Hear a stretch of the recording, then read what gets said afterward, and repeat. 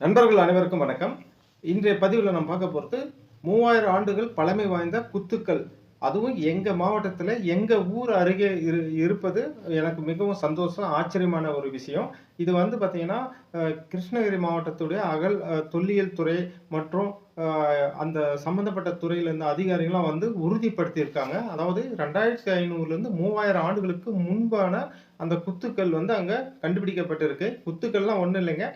அதாவது இப்போ நம்ம சமாதின்னு சொல்கிறோங்களா, அந்த மாதிரி அவங்களுடைய நினைவா வந்து அடக்கம் பண்ணுறவங்க மேலே வைக்கிற ஒரு கல் தான்.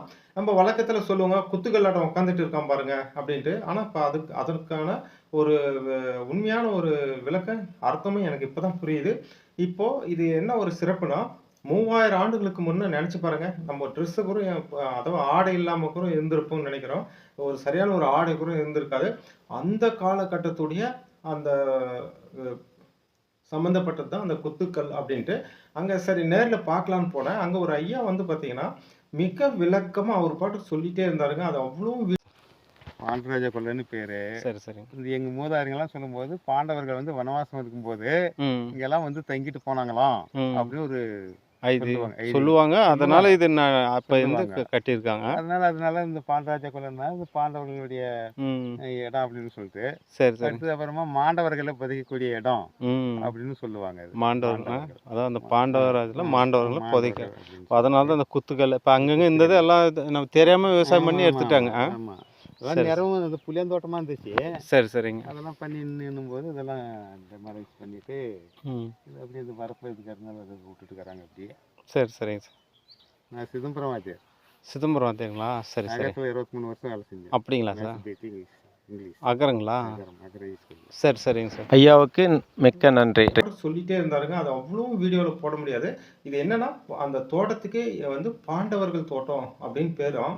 என்ன காரணம் அப்படின்னா, அதாவது அந்த காலத்துல பாண்டவர்களை வந்து அங்கதான் அடக்கம் பண்ணாங்க. அது அவங்களுடைய நினைவா தான் அந்த கல் இருக்கு அப்படின்ற மாதிரி சொல்லுவாங்க அப்படின்னு சொன்னாரு. ஆக்சுவலா இந்த தோட்டத்துல இருக்கிற அந்த கல்லு வந்து அந்த இடத்துல இல்ல, கொஞ்சம் முன்னாடி இருந்தது. இவங்க ஏதோ ஒரு பள்ளம், ஏதோ ஒரு மண்ணு தோண்டி இருக்காங்க. அதுக்கப்புறம் இவங்க அந்த கல்லு வந்து அதாவது இந்த வரப்புறம் போட்டு இருக்காங்க. அதுக்கப்புறம் இந்த மாதிரி பண்ணனால அந்த குடும்பத்துல மிகப்பெரிய பிரச்சனை எல்லாம் சந்திச்சதுனால மீண்டும் அதை எடுத்து ஓரமா அப்படியே நட்டு இருக்காங்க அப்படின்ற மாதிரி சொன்னாங்க. எதா இருந்தாலும் 3000 ஆண்டுகளுக்கு முன் இருந்த ஒரு குத்துக்கள் இப்ப கிடைச்சிருக்குன்றது நம்ம மிகப்பெரிய அதிசயம் தான்.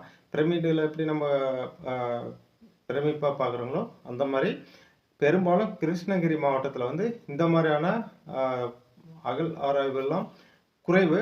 அதில் இது கிடைச்சிருக்கிறது உண்மையிலே வரவேற்கத்தக்க ஒரு மகிழ்ச்சியான விஷயம். நன்றி.